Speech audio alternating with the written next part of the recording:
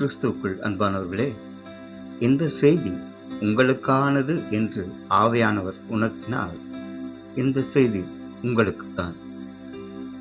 இந்த பதிவில் சிலுவையில் இயேசு ஏன் அவ்வளவு மகிழ்ச்சியாக இருந்தார், ஏன் அவ்வளவு ஆனந்தமாக இருந்தார்? இயேசுவோடு சிலுவையில் அறியப்பட்டிருந்த டிஸ்மாஸுக்கும் கெஸ்டாஸுக்கும் இயேசுவின் எதிரே என்ன பிரச்சனை? அவர்கள் இத்தனைக்கும் இயேசுவை நன்கு அறிந்திருந்தவர்கள். மத்தேயு அவர்கள் இருவரையும் கள்ளர்கள் என்று, அதாவது கிரேக்கத்தில் லெஸ்டஸ் என்று குறிப்பிடுகிறார். ஆனால் லூக்கா அவர்களை கிரேக்கத்தில் கக்கோர்கோஸ் என குறிப்பிடுகிறார், அதாவது கிரிமினல்ஸ். நாம் படிக்கும் புத்தகங்களின் இடது பக்கம் வெர்சோ என்றும் வலது பக்கம் ரெக்டோ எனவும் அழைக்கப்படுகிறது. இடது பக்கமும் வலது பக்கமும் ஏன் முக்கியத்துவப்படுத்தப்படுகிறது? ஒரு யூத லேண்ட்லார்ட் ஏன் யூதருக்கு அருவருப்பான பன்றிகளை மேய்க்க சென்றார்?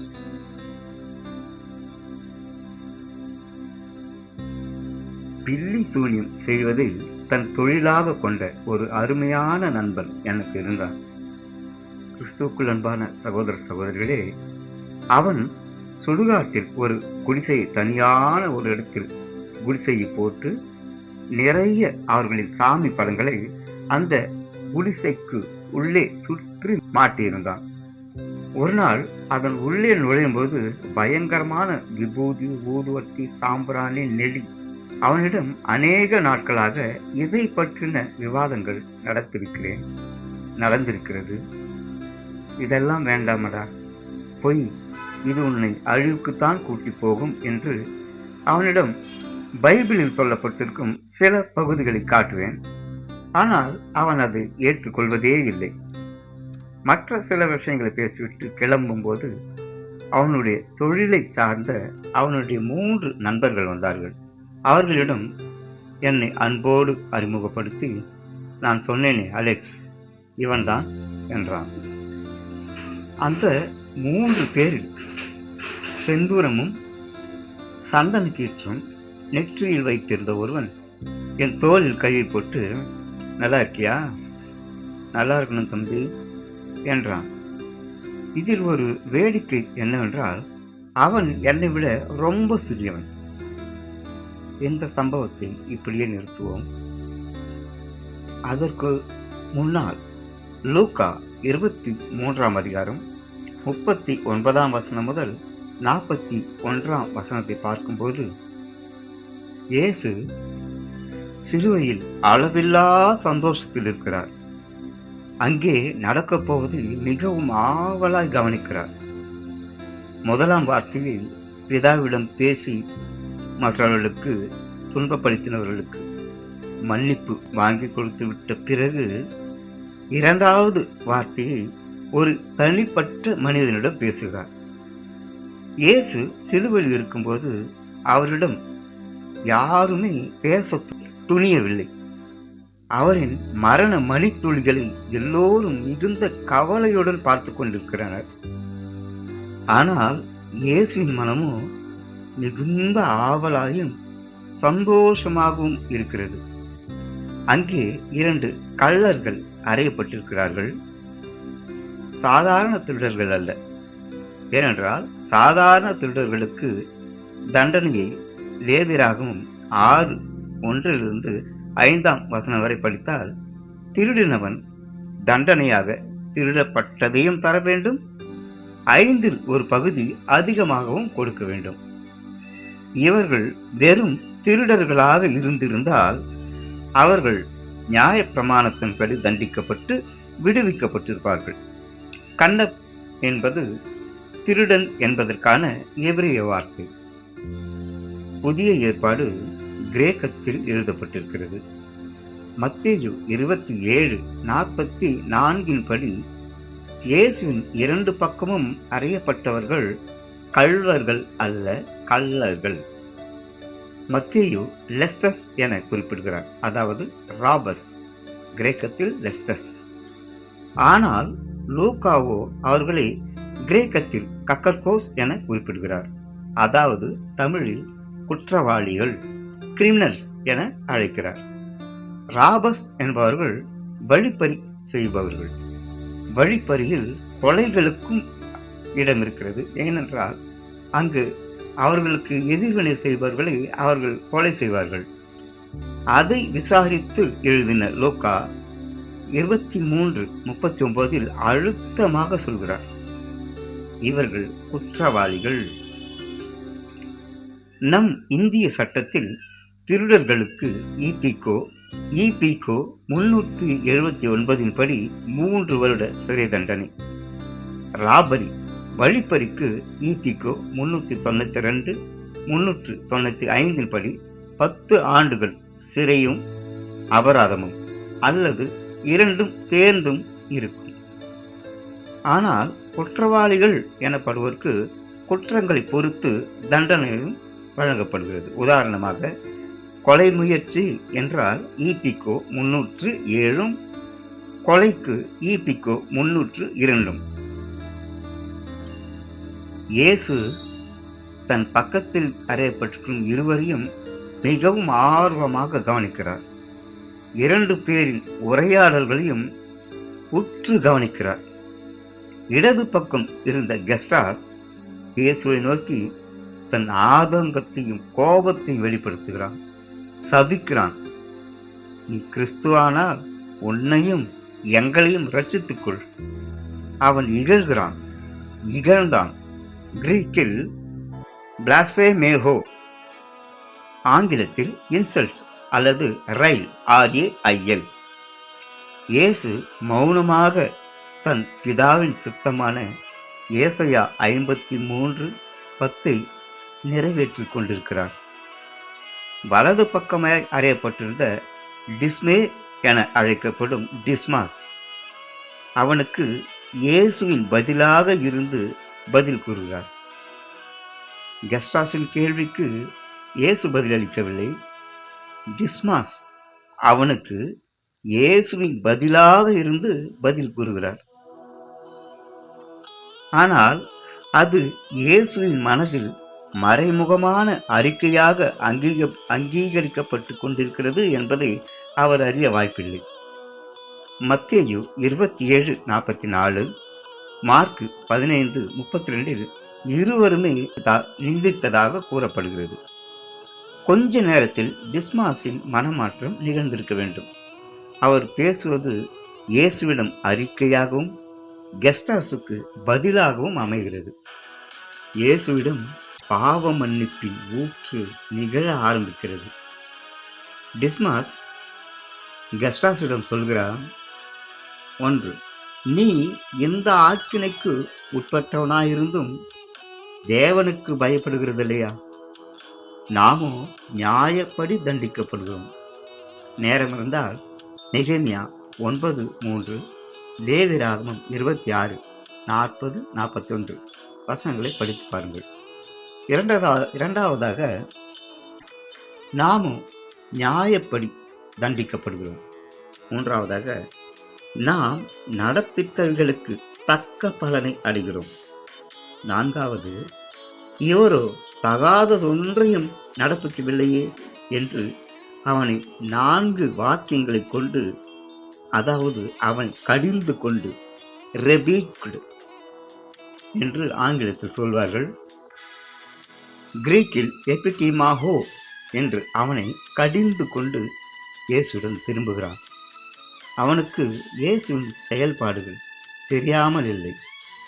அவன் ஒரு யூதனோ கிரேக்கனோ தெரியாது. ஆனால் ரோமர்களை சிலுவையில் அறைவதில்லை. பெயர்கள் என்னவோ கிரேக்க பெயர்களாய் இருந்தாலும் அவர்கள் கிரேக்க பெயரையும் லத்தீன் பெயரையும் தங்களுடைய எபிரேய பெயரோடு சேர்த்து வைத்துக் கொள்வார்கள். யோவான் மார்க்கஸ் என்பது போல. டிஸ்மாஸ் கெஸ்டாஸிடம் சொல்கிறான், இவர் தகாததொன்றும் நடப்பிக்கவில்லையே என்கிறான். இயேசுவின் அதிகபட்ச செயல்பாடுகளை அவன் கவனிக்க தவறியிருந்தால் எவ்வளவு ஆணித்தரமான அழுத்தம் திருத்தமாக சொல்லி இருக்க வாய்ப்பில்லை. இருவரும் பேசிக்கொள்ளும் தோரணையில் கெஸ்டாஸும் அதை அறிந்திருந்தான். ஆனால் அவனுடைய எண்ணம் என்னவென்றால், இவ்வளவு அற்புதங்களை செய்தாயே, இந்த ஒரே ஒரு அற்புதம் மட்டும் செய்துவிட்டால் போதும், நாம் 3 பேரும் உயிர் பிழைத்துக் கொள்ளலாம். இதுதான் கெஸ்டாஸினுடைய எண்ணமாக இருந்தது. டிஸ்மாஸ் இயேசுவை நோக்கி முதலாவது ஆண்டவரே என அழைக்கிறான். குரியோஸ், மை லார்ட், நீ உம்முடைய ராஜ்யத்தில் வரும்போது அடியேனை நினைத்தருளும் என்றான். இதை இப்படியே நிறுத்திவிட்டு நம் சகோதரனாகிய ஊதாரி மைந்தன், மனம் திருந்திய மைந்தன் அவரிடம் கொஞ்சம் வரலாம். லூக்கா 15ஆம் அதிகாரம் 12ஆம் வசனம். இளைய மகனுக்கும் மூத்த மகனுக்கும் இருவருக்குமே ஆஸ்தியை பிரித்து கொடுக்கிறார் தகப்பன். 13ஆம் வசனம். சில நாளைக்கு பின்பு, உடனே அல்ல, அந்த சில நாட்களில் அவன் அவனுடைய நிலங்களை ஆடு மாடுகளை விற்று வெள்ளிக்காசு தங்க காசுகளாக மாற்றிக்கொண்டு, அதாவது சேர்த்து கொண்டு, தூர தேசத்திற்கு, எங்கெல்லாம் துன்மார்க்கமாய் வாழ முடியுமோ அந்த தேசத்துக்கு, பட்டணங்களுக்கு அல்ல தேசத்திற்கு புறப்பட்டு போகிறான். இந்தியாவிலிருந்து பாகிஸ்தான் போகிறார். தகப்பனுக்கும் மகனுக்குமான இடைவெளி தூரமாகிவிட்டது. தகப்பனின் எல்லாவித உறவுகளும் அவனுக்கு துன்மார்க்க ஜீவியத்தில் மறந்து போகிறது. ஜீவனம் பண்ணுகிறான், அதாவது வாழ்கிறான். நாம் எல்லாம் நம் பொருளாதாரத்தின் படி பார்த்தால் பிழைத்து கொண்டிருக்கிறோம். ஒவ்வொரு நாளும் பிழைத்து கொண்டிருக்கிறோம். யார் வாழ்வார்கள்? மிகவும் செல்வந்தர்கள், அவர்கள் வாழ்வார்கள். இங்கே இவர் ஜீவனம் பண்ணுகிறான், வாழ்கிறான். அவனுடைய ஆஸ்திகள் அழியும் வரை ஜீவனம் பண்ணுகிறான். தந்தையின் வீடு நெக்ஸ்ட் தூர தேசம் அல்ல, தூர தேசம். அவன் அந்த தூர தேசத்திற்கு செல்ல எடுத்துக்கொண்ட காலம், தங்கின இடங்களுக்கான ஊதாரித்தனமான செலவுகள் எல்லாவற்றிலும் அவனோடு அழிவு சம்பந்தப்பட்டிருந்தது. அழிவு அவனோடு ஒட்டிக்கொண்டே நடந்து கொண்டிருந்தது. ஆங்கிலத்தில் காற்றுத்தனமான வாழ்க்கை என்று சொல்லப்பட்டிருக்கிறது, வைல்ட் லிவிங். 14ஆம் வசனத்திலேயே எல்லாவற்றையும், இது நீண்ட காலம், எல்லாவற்றையும் அவன் செலவழித்து விட்ட பின்பு அந்த தேசத்திலே பஞ்சம் உண்டாயிற்று. ஆங்கிலத்தில் இதை அழுத்தமாக, there was a severe famine in that whole country. அப்பொழுது அவன் குறைவுபடத் தொடங்கி என்பதற்கு அவனுக்கு தேவைகள் ஆரம்பித்து விட்டது. ஆனால் அவனிடம் ஒன்றுமே இல்லை. 15ஆம் வசனம் கொடுமையானது. அந்த தேசத்து குடியானவனிடம் போய் ஒட்டி கொண்டான் என தமிழில் மேலோட்டமாக எழுதப்பட்டிருக்கிறது. ஆங்கிலத்தில் so he went and hired himself, அதாவது அவனிடத்தில் ஒன்றுமே இல்லாத பட்சத்தில் அவன் தன்னைத்தானே விற்று கொண்டான், அடிமையாகிவிட்டான். இப்பொழுது அவனே அவனுக்கு சொந்தமில்லை, அவன் ஒரு அடிமை. தன் வயல்வெளிகளில் எத்தனையோ பேர்களை வேலை செய்ய வைத்து முதலாளியாயிருந்த ஒரு லேண்ட்லார்ட் இப்பொழுது வேறு ஒருவனுடைய நிலத்தில் நின்று கொண்டிருக்கிறான், பன்றிகளோடு. யூதர்களுக்கு பன்றிகள் அருவருப்பானது. எவ்வளவு கீழ்த்தரமாக அவனுடைய நிலைமை சென்று விட்டிருக்கிறது என்பதை குறிப்பதற்காக இதை இயேசு அந்த உவமையை பயன்படுத்துகிறார்.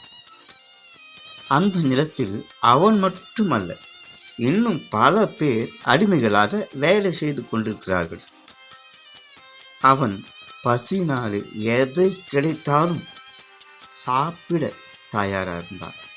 எது கிடைத்தாலும் பரவாயில்லை, முதலில் தன் வயிறு நிரம்ப வேண்டும். பசியினால் துடிக்கிற எவ்வளவோ பேர்கள் நம் வீட்டில் வந்து உணவு கேட்பார்கள். ஆனால் ஒரு வீட்டில் மட்டும் அவர்கள் உணவு கேட்பதில்லை. எங்கெங்கு உணவு தருகிறார்களோ அந்த உணவையெல்லாம் அவர்கள் வாங்கிக் கொண்டு அந்த சட்டியில் போட்டுக் கொள்வார்கள். அதிலே பலவிதமான உணவுகள் இருக்கும். ரசம் ஊற்றியிருப்பார்கள் ஒரு வீட்டில், சில வீட்டில் மாமிசம் ஊற்றியிருப்பார்கள், மாமிச குழம்பு ஊற்றியிருப்பார்கள், சில வீட்டில் கத்தரிக்காய் குழம்பு இருக்கும். இவைகள் எல்லாமே ஒன்றாக வாங்கி அதை கலந்து அவர்கள் உண்டு பசியாறுவார்கள். ஆனால் இங்கேயோ அந்த இளையகுமாரன் என்ற அடிமைக்கு கிடைக்கும் அளவு கிட்டத்தில் இருந்தது பன்றிகளுக்கு வைக்கப்படும் தவிடு மட்டும்தான். கிடைத்தது அல்ல, கிடைக்கும் அளவு கிட்டத்தில் அருகில் இருந்தது தவிடு மட்டும்தான். அதை கொண்டு அவன் தன் வயிற்றை நிரப்ப ஆசையாயிருக்கும் அளவு பசி இருந்தது. 16ஆம் வசனத்தின் இறுதியில் ஒருவனும் அதை அந்த தவிட்டை அவனுக்கு கொடுக்கவில்லை. இதை கொஞ்சம் கவனிக்கலாம். But no one gave him anything. தவிட்டை மட்டுமல்ல, யாருமே எதையுமே கொடுக்கவில்லை. அங்கிருந்தவர்களும் அடிமைகள் தான், மூத்த அடிமைகள். இவனோ இளைய அடிமை. அடிமைகளுக்குள்ளே கௌரவ பிரச்சனை.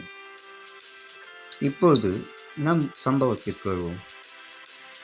நல்லா இருக்கணும் என்று என் தோளில் தட்டினவனுக்கு நான் எந்த பதிலும் கூறவில்லை. தப்பா நினச்சிக்காத என்றான் நண்பன். பரவாயில்லை என்று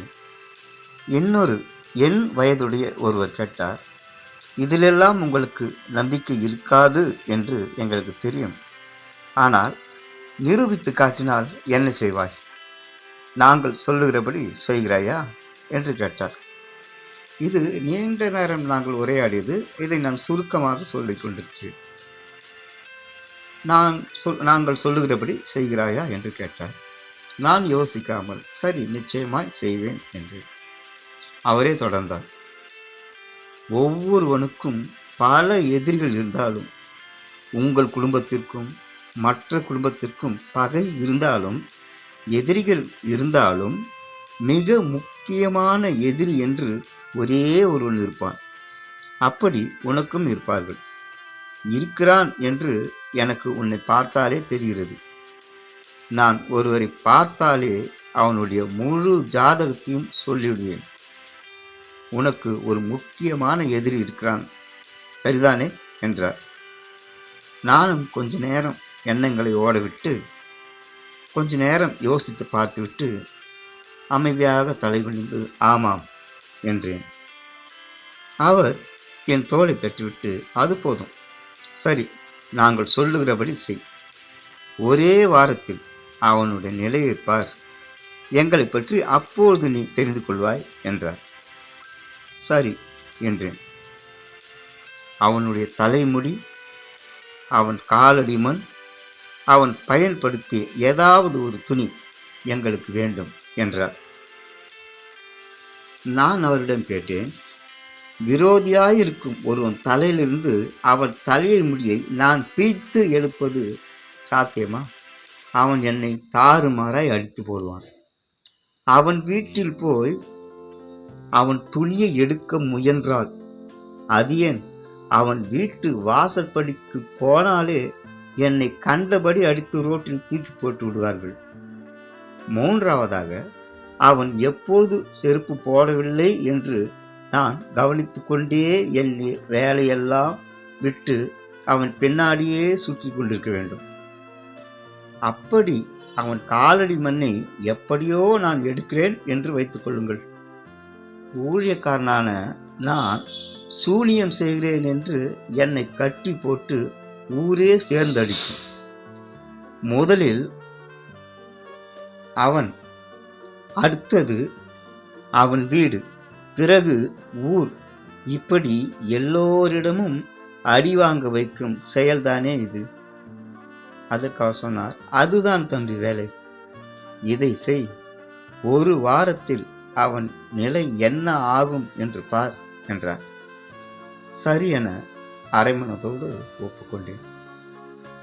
எனக்கு ஒரு வாரம் அவகாசம் வேண்டும் என்று கேட்டேன். சரி, ஒரு வாரம் அவகாசம் எடுத்துக்கொள் என்று என் தோலை மறுபடியும் தட்டிவிட்டு அந்த நால்வரும் அந்த குடிசைக்குள் சென்று ஏதோ பேச ஆரம்பித்து விட்டார்கள். நடுவில் அந்த இரண்டாவது நபரின் சத்தம் எனக்கு வெளியே கேட்டது. அமாவாசைக்கு முன்னால் செய்து முடி என்றார். சரி என சொல்லிவிட்டு சிறிது நேரம் அங்கேயே அமர்ந்துவிட்டு எழுந்து வந்துவிட்டேன். இப்பொழுது நாம் நமது ஆண்டவரின் மகிழ்ச்சியில் கலந்து கொள்வோம். ஆண்டவர் டிஸ்மாஸின் வார்த்தைகளுக்காக ஏங்கிக் கொண்டிருக்கிறார். அந்த வழியிலும் டிஸ்மாஸ் இயேசுவின் முகத்தை ஏக்கத்தோடு பார்க்கிறான். இயேசு அவனை இரக்கத்தோடு பார்க்கிறார். டிஸ்மாஸ் இயேசு செய்த அனைத்தையும் ஒரு வினாடி நினைத்து பார்த்திருக்கலாம் என்பதை அவருடைய அறிக்கையான இவர் தகாதது ஒன்றையும் நடப்பிக்கவில்லையே என்பதிலிருந்து நாம் அறிந்து கொள்ளலாம். அவன் இயேசுவின் பரலோக ராஜ்யத்தை குறித்த பிரசங்கங்களை கேட்டிருப்பான். மத்தேயு 16:27 இயேசு சொன்ன, மனுஷகுமாரன் தம்முடைய பிதாவின் மகிமை பொருந்தினவராய் தம்முடைய தூதரோடு கூட வருவார். அப்பொழுது அவனவன் கிரியைக்கு தக்கதாக அவனவனுக்கு பலனளிப்பார் என்ற பேச்சை கேட்டிருப்பான். மத்தேயு 16:28 இங்கே நிற்கிறவர்களில் சிலர் மனுஷகுமாரன் தம்முடைய ராஜ்யத்தில் வருமுன் என்பதை கேட்டிருப்பார். அவன் அந்த இயேசுவின் ராஜ்யத்தை பற்றின பிரசங்கத்தை இயேசுவுக்கு நினைப்பூட்டுகிறான். ஆண்டவரே என்ற இயேசுவை ஆண்டவராக தனக்குள் இத்தனை காலங்களாக ஏற்றுக்கொள்ளாததை ஒருவேளை ஏற்றுக்கொண்டு பின் செல்பவர்களாக இருந்திருந்தால் இந்த உலக வாழ்விற்கான சுகங்கள், ஆடம்பர வாழ்க்கை முறை தனக்கு கிடைக்காது. அதனால் வாழும் வரை சுகமாக வாழ்வோம் என்று குற்றங்களை பற்றி கவலைப்படாமல் மனம் போன போக்கில் மிகவும் மகிழ்ச்சியான வாழ்வில் இருந்து விட்டான். ஆண்டவரை பற்றி அறிந்திருந்தும் தன்னை ஒப்புக் கொடுக்க மனமின்றி தன் இருதயத்தை வலுக்கட்டாயமாக அவரிலிருந்து வெகு தூரத்தில் விலக்கி வைத்து விட்டார். எல்லாம் முடிந்துவிட்டது. மரணம் வெகு அருகாமல் இருக்கிறது. இன்னும் சற்று நேரத்தில் பூமிக்கும் அவனுக்குமான உறவு அற்று போக போகிறது. இன்னும் சற்று நேரத்தில் அவனுக்கும் அவன் உடலுக்குமான பந்தம் இல்லாமல் போகப் போகிறது. இதெல்லாம் கடைசி நிமிடங்கள். இனி சுவாசிக்க முடியாது, இனி கேட்க முடியாது, இன்னும் கொஞ்ச நேரத்தில் பார்க்க முடியாது. எழுத்துக்களுக்கும் என் நாவுக்கும் சம்பந்தம் இராது. என் எண்ணங்களுக்கும் கற்பனைகளுக்கும் நினைவுகளுக்கும் சற்றும் தொடர்பு இருக்காது. இப்பொழுது பார்க்கின்ற பகலை இதுதான் கடைசி தடவை பார்ப்பது. இப்பொழுது எதிரே நிற்பவர்களின் சத்தங்கள், அவற்றின் அர்த்தங்கள் அற்று போகும். என்னோடு என் காது இருக்கும், ஆனால் அதனால் ஒரு பயனும் இருக்காது. என்னோடு பழகினவர்கள் என்னோடு வரப்போவதில்லை. நான் மரிக்கின்ற இந்த நேரத்தில் என்னோடு மரிக்க என் குடும்பத்தாராலும் முடியாது. என் சாவு என்றால் எனக்காக நான் மட்டுமே சாக வேண்டும். எத்தனையோ பேர்களை அழ வைத்த நான் அவர்களின் மொத்த அழுகைக்கான காரணத்தையும் சேர்த்து சுமந்து கொண்டிருக்கிறேன். எனக்காக கண்ணீர் விடுபவர்களை கூட என்னால் பார்க்க முடியாது. என்னால் எனக்காக அழ முடியாது. என் சாவுக்கு என்னால் அழ முடியாது. மரணம் என்னும் மாபெரும் பாதாளம் எனக்கு முன் பிரம்மாண்டமாய் விரிகிறதே. அவன் முன் மரண இருள் இருந்தது. அந்த மரண இருளில் பிரம்மாண்டத்திலிருந்து ஒரு வெளிச்சம் பெறுகிறது. தனியாக சாகப் போகிறேனா? எனக்காக யாரும் இல்லையா? ஒரே வழி இருக்கிறது. இல்லை, ஒரே ஒருவரை நாம் அண்டிக் கொண்டால் போதும். நானே வழி என்று இவர் சொன்னதாக கேட்டிருக்கிறோமே. அந்த வழி என் எதிரில் தான் இருக்கிறது. அந்த இயேசு என் எதிரிலேயே இருக்கிறார். அவன் இயேசுவை ஆண்டவராக ஏற்று முழுமையாக அவனையே ஒப்புவித்து, இயேசு எதற்காக பூமிக்கு வந்தாரோ, எது அவரின் நோக்கமோ அதை குறிப்பிடுகிறான். உம்முடைய ராஜ்யத்தில் வரும்போது என்கிறான். இயேசுவின் ராஜ்ய பிரசங்கத்தை அந்த சிலுவையில் ஒருவன் நினைவு வைத்துக் கொண்டு சொல்வதை கேட்கும்போது ஆண்டவருக்கு எவ்வளவு ஆனந்தமாக இனிமையாக இருந்திருக்கும். மத்தேயு 6ஆம் அதிகாரம் 10ஆம் வசனத்தில் பரமண்டல ஜெபத்தில் இயேசு தம் 2வது வாக்கியமாக உம்முடைய ராஜ்யம் வருவதாக என ஜெபிக்க போதித்தார். லூக்கா 15:7 இயேசுதான் சொன்னார், மனம் திரும்ப அவசியமில்லாத 99 நீதிமான்களை குறித்து சந்தோஷம் உண்டாகிறதை பார்க்கிறோம். மனம் திரும்புகின்ற ஒரே பாவி நிமித்தம் பரலோகத்தில் மிகுந்த சந்தோஷம், மோர் ரிஜாய்சிங் உண்டாயிருக்கும். பரலோகத்தில் மிகுந்த சந்தோஷம் உண்டாயிருப்பதை இயேசு உணர்ந்தார்.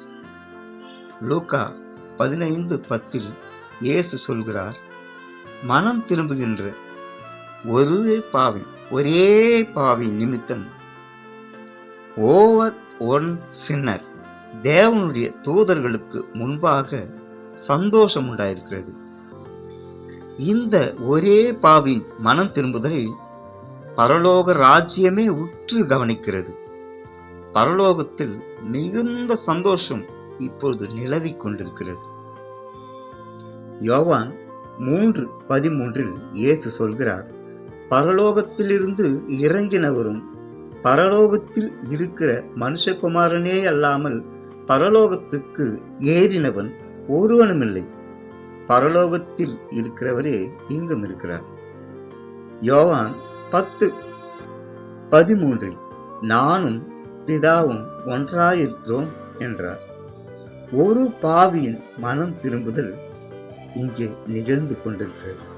மிகவும் ஆச்சரியமான விஷயம். டிஸ்மாஸின் கண்களில் ஒளி தெரிகிறது, இயேசுவின் கண்களிலும் ஒளி தெரிகிறது. ரட்சிப்பை பெற்றுக்கொள்வோம் என்ற நிச்சயத்தின் மகிழ்ச்சி அவனுக்கு. இதோ இவன் தன் பாவங்களை அறிக்கையிட்டு ரட்சிக்கப்பட போகிறானே என்ற மகிழ்ச்சி ஆண்டவருக்கு. தன் பாவங்களை வாயினால் அறிக்கையிடாத யாராலும் ரட்சிக்கப்பட முடியாது. அறிக்கை செய்து விட்டு விடுகிற யாரும் இரக்கம் பெறுவார்கள். மத்தேயு 10:32 இயேசு சொன்னாரே, அதை செய்வார். கீழே நின்றிருக்கிற அத்தனை பேர் முன்பாகவும் தன் பாவங்களை அறிக்கையிட்டு தன்னை ஆண்டவரே என அறிக்கை பண்ணுகிற அவனை நமது ஆண்டவரும் தம் பிதாவினிடத்தில் அறிக்கை செய்வார். மத்தேயு 24:40 லூக்கா 17:36 இயேசு சொல்கிறார், 2 பேர் வயலில் இருப்பார்கள், ஒருவன் ஏற்றுக்கொள்ளப்படுவான், ஒருவன் கைவிடப்படுவான். லூக்கா 17:34 சொல்கிறார், அந்த ராத்திரியில் ஒரே படுக்கையில் படுத்திருக்கிற 2 பேரில் ஒருவன் ஏற்றுக்கொள்ளப்படுவான், மற்றவன் கைவிடப்படுவான். நாம் படிக்கும் புத்தகங்களின் இடது பக்கம் வலது பக்கம் என 2 பக்கங்கள் இருக்கின்றன அல்லவா? இடது பக்கத்தின் பெயர் வெர்சோ என்றும் வலது பக்கத்தின் பெயர் ரெக்டோ எனவும் அழைக்கப்படும். வெர்சோ என்ற லத்தீன் சொல்லுக்கு பின்புறம், ரெக்டோ என்ற சொல்லுக்கு முன்புறம். ஒரு நாணயத்தின் தலையாக ரெக்டோ இருக்கும், பின்புறம் பூவாக வெர்சோ இருக்கும். இரண்டும் எதிரெதிரானவை. இங்கே இரண்டு கள்ளர்களும் தங்கள் குணங்களில் எதிரெதிர் திசையில் நிற்கிறார்கள். வலது பக்கம் என்பதும் தலை என்பதும் மதிப்பு வாய்ந்ததாக இருக்கிறது. கிறிஸ்து சபைக்கு தலையாக இருக்கிறார். மனைவிக்கு கணவன் தலையாக இருக்கிறான். ரெக்டோ என்னும் வலதுபுறம் நேர்மறையாக இருக்கிறது. மத்தேயு 25:33 இயேசு சொல்கிறார், செம்மறியாடுகளை தமது வலது பக்கத்திலும் வெள்ளாடுகளை தமது இடது பக்கத்திலையும் நிறுத்துவார். அடுத்த வசனத்தில், வலது பக்கத்தில் நிற்பவர்களை பார்த்து, வாருங்கள், என் பிதாவினால் ஆசீர்வதிக்கப்பட்டவர்களே, உலகம் உண்டானது முதல் உங்களுக்காக ஆயத்தம் பண்ணப்பட்டிருக்கிற ராஜ்யத்தை சுதந்தரித்துக் கொள்ளுங்கள். ராஜ்யத்தில் வரும்போது என்று சொன்னவன் ராஜ்யத்தை சுதந்தரித்துக் கொள்ள ஆயத்தமாய் இயேசுடனே பாடு அனுபவிக்கும் பாக்கியத்தை, இயேசுவோடு சாகும் பாக்கியத்தை பெற்றிருக்கிறான். மார்க்கு 14:61 பிரதான ஆசாரியனின் கேள்வி, நீ ஸ்தோத்தரிக்கப்பட்ட தேவனுடைய குமாரனாகிய கிறிஸ்துதானோ? 62ஆம் வசனத்தில் இயேசுவின் பதில், நான் அவர்தான்.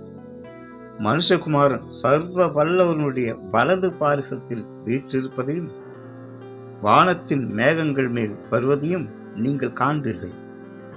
சங்கீதம் 110:1. கர்த்தர் என் ஆண்டவரை நோக்கி, நான் உம்முடைய சத்துருக்களை உமக்கு பாதபடியாக்கி போடும் வரைக்கும் நீர் என் வலது பாரிசத்தில் உட்காரும் என்றார் என தாவீது தீர்க்க தரிசனமாய் சொல்வதை ஆண்டவர் மார்க்கு 12:36 வசனத்திலும் லூக்கா 20:42-43 வசனங்களிலும் குறிப்பிடுகிறார். வலது பக்கம் உள்ளவர்கள் பரலோகத்துக்கு செல்ல தகுதியானவர்கள் என்று இயேசு மத்தேயு 25:34 குறிப்பிடுகிறார். டிஸ்மாஸ் தன் வாக்கியத்தை மிகவும் வாஞ்சையோடு இயேசுவிடம் முடிக்கிறார், அடியேனை நினைத்தருளும். ஆம், டிஸ்மாஸுக்கு புத்தி தெளிந்துவிட்டது. இங்கே தவிடு கிடைக்காத நம் சகோதரனுக்கும் புத்தி தெளிந்துவிட்டது.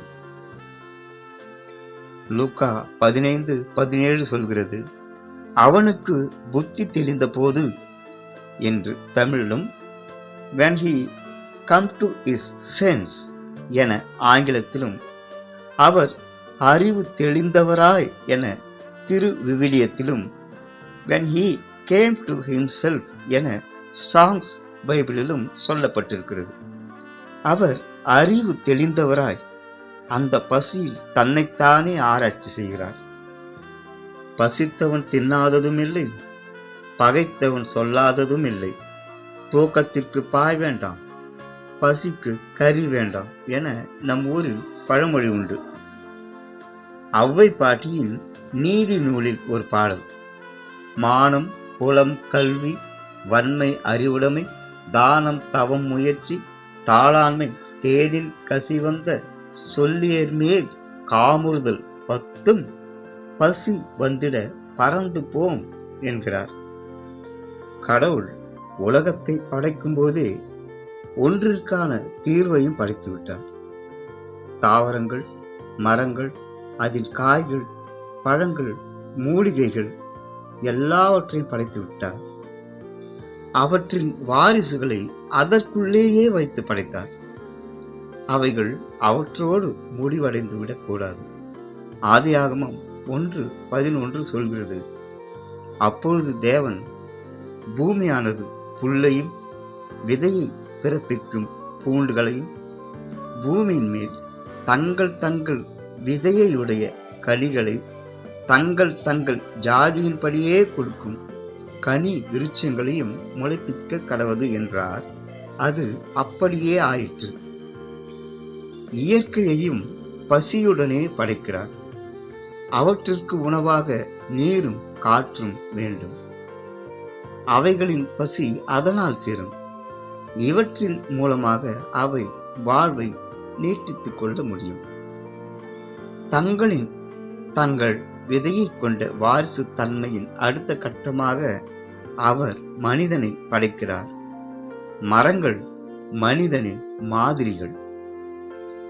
மனிதனை செய்யும்போது மனிதனுக்கு உண்டான பசிகளையும் சேர்த்து செய்தார். பசியில்லாத மனிதனை அவர் படைக்கவில்லை. அவனது பசியை தீர்க்க அவர் இயற்கை படைத்து விட்டார். பசியில்லாத ஜீவராசிகள் என்று எதையும் அவர் படைக்கவில்லை. பின்பு அவன் பசிக்கான தீர்வை அவனே செய்து கொள்ள மனிதனை விவசாயம் செய்ய வைத்தார். தேவன் மிகப்பெரிய விவசாயி. மனிதனுக்கு முன்பாக கடவுள் என்ற தம் நிலைக்கு ஏற்ப அவனுக்கு மிகப்பெரிய விவசாயத்தை செய்து காட்டுகிறார். ஆதியாகமம் 2ஆம் அதிகாரம் 10ஆம் வசனத்திலிருந்து 15 வரை காணலாம். தான் பெரிய அளவில் செய்த விவசாயத்தை அவனை சிறிய அளவில் செய்விக்கிறார். பசியுணர்வை அவன் அதனாலே தீர்த்து கொள்ள வேண்டும். கடவுள் மனிதனுக்கு கொடுத்த மிகப்பெரிய வரம் அந்த பசி. உலகம் இன்று வரை உயிர்ப்புடன் இயங்கிக் கொண்டிருக்கும் காரணமே அதுதான். நம் சகோதரனை பசி சிந்திக்க வைத்தது. எது தாம் இருக்க வேண்டிய இடம் என்று அவர் உணர்ந்து கொண்டார். பசி, பணமின்மை, பல நாட்கள் போட்டு கிழிந்த ஆடுகளோடு அவர் யோசிக்கிறார். கற்பனை கண்ணால் தன் வீட்டின் செல்வ செழிப்பை நினைக்கிறார். உடலில் அவர் தூரமாயிருந்தாலும் மனதால் தன் தந்தையின் அருகாமையை உணர்கிறார். அவர் வீட்டில் அடிமைகள் என யாருமில்லை. அங்கே இருப்பவர்கள் ஊழியக்காரர்கள், வேலைக்காரர்கள், அடிமைகள் அல்ல, சர்வன்ட்ஸ், நாட் ஸ்லேவ்ஸ். அவர்கள் இருக்கும் சந்தோஷம் அவர் மனதில் நிழலாடுகிறது. அவர்களே அவ்வளவு சந்தோஷமாயிருக்கிறார்களே. இவைகள் எல்லாம் நினைத்துவிட்டு அவர் கடைசியாக அவருடைய சிந்தனை உணவின் மேல் போய் நிற்கிறது. நம்மிடம் எது இருந்து இல்லாமல் போகிறதோ அதன் அருமை இழந்துவிட்ட பின்புதான் நமக்கு தெரியும். தாய் இருக்கும்போது தாயின் பாசம் புரிவதில்லை. தந்தை இருக்கும்போது தந்தையின் நேசம் புரிவதில்லை. நிரந்தர இழப்பு எதையும் மீண்டும் கொண்டு வராது. இழப்பின் வெற்றிடம், இழப்பின் வெறுமை அது நிவர்த்தி செய்யலாம், ஆனால் நிரப்பிவிட முடியாது. தந்தை இழந்த மகளுக்கு தந்தையின் பொறுப்பையும் சேர்த்து கணவனால் இருக்க முடியும். தாயை இழந்த மகனுக்கு தாயின் ஸ்தானத்திலிருந்து மனைவியாக ஒரு பெண்ணால் இருக்க முடியும். ஆனால் இது ஒரு சமரசம்தான். உலகத்தில் ஒவ்வொரு மனிதரும் ஒவ்வொரு தீவுகள், அவரவர் ஆசாபாசங்கள் வெவ்வேறானவைகள். எல்லோருடைய சிந்தனைகளும் எல்லோருடைய நினைவுகளும் ஒரே மாதிரியாக அமைந்துவிட்டால் இந்த உலகம் ஞானிகளால் நிறைந்திருக்கும், அல்லது மூடர்களால் நிறைந்திருக்கும், அல்லது முட்டாள்களால் நிறைந்திருக்கும். எல்லோரும் ஒரே சிந்தனையா இருப்பதால் கோடி பேரும் ஒரே நேரத்தில் கையை தூக்குவார்கள், கோடி பேரும் ஒரே நேரத்தில் கொட்டாவி விடுவார்கள். மனிதர்கள் சிந்தனைகளால் வடிவமைக்கப்பட்டவர்கள், சுயங்களால் ஆக்கப்பட்டவர்கள். அவர்களை செதுக்கிக் கொள்ள அவர்களால் மட்டுமே முடியும். நம் சகோதரனும் தன்னை செதுக்கிக் கொள்ள ஆரம்பித்து விட்டார். அவர் அருமையான தகப்பனால் வளர்க்கப்பட்டவர். தகப்பன் கர்த்தருக்கு பயந்தவர். அவர் தம் பிள்ளைகளுக்கு அனைத்தையும் கற்றுக் கொடுத்திருப்பார். நம் சகோதரன் அவற்றை நினைவுபடுத்திக் கொள்கிறார். சங்கீதம் 51 3 5 வரையிலான வசனங்களை தம் தந்தையிடம் சொல்ல வேண்டும். அதுதான் ஒரே தீர்வு. என் மீறுதல்களை நான் அறிந்திருக்கிறேன். என் பாவங்கள் எப்பொழுதும் எனக்கு முன்பாக நிற்கிறது என்றவாறு அந்த அறிக்கை நகர்கிறது. 1 யோவான் 1:8 10 வரை எவ்வளவு அழகாக சொல்கிறது. எவ்வளவு சத்தியமான வசனம். நமக்கு பாவம் இல்லை என்போமானால் நம்மை நாமே வஞ்சிக்கிறவர்களாயிருப்போம். சத்தியம் நமக்குள் இராது. நமது பாவங்களை அறிக்கையிட்டால் என தொடர்ந்து அவருடைய வார்த்தை நமக்குள் இராது. நம் சகோதரன் நினைக்கிறார். சங்கீதம் 25:11 சொல்வதை போல், நான் நிச்சயமாய் என் தகப்பனிடம் கேட்க வேண்டும். தந்தையே, என் அக்கிரமம் பெரியது, உமது நாமத்தின் நிமித்தம் அதை மன்னித்தருளும். நம் சகோதரன் முடிவெடுத்து விட்டார். நான் என் தந்தையிடம் செல்வேன். ஆனால் எப்படி? அவன் அடிமை. அவனால் எங்குமே போக முடியாது. மற்ற அடிமைகளிடம் சிக்கிக்கொண்டால் எஜமானால் கடுமையாக தண்டிக்கப்படுவார். என்ன செய்வது? ஓட வேண்டும், ஓடிவிட வேண்டும், ஓடியே விட வேண்டும். அன்பு தகப்பனின் முகம், பரிவு நிறைந்த அவர் முகம், தன்னை அன்போடு தழுவும் அந்த கரங்கள், தன்னை சுமந்து தன் முதுகில் அன்போடு வருடு கொடுக்கும் ஏக்கம் நிறைந்த விரல்கள். எங்கே நான் தவறு செய்தேன்? எந்த நேரத்தில் இவைகளை எல்லாம் இழக்க துணிந்தேன்? எவ்வாறு அந்த பாச பிணைப்பிலிருந்து பிரிந்து வரும் குற்றத்தை செய்தேன்? எனக்காகவே வாழும் ஒரு ஜீவனை எப்படி துயரக்கடல் ஆழ்த்தி விட்டு வந்தேன்? அவன் கண்ணிலிருந்து கண்ணீர் வழிகிறது. கதறுகிறான். அப்பா, உங்களிடமே வந்து விடுகிறேன், உங்களுக்காகவே வந்து விடுகிறேன். அவன் ஓடுகிறான். சகோதரனே, எவ்வளவு தூரம் ஓடுவாய்? எத்தனை நாட்கள் ஓடுவாய்? உன் தேசத்திற்கு நீ போய் எப்போது சேர்வாய்? போ, அங்கே போ. பாசத்தின் முன்னால் தூரங்கள் ஒன்றுமில்லை. பாசத்திற்கு முன்னால் பசி என்பது ஒன்றுமில்லை. ஓடு. உனக்காக ஆண்டவர் எந்த இடத்தில் சித்தம் கொண்டாரோ அங்கே உணவளிப்பார்.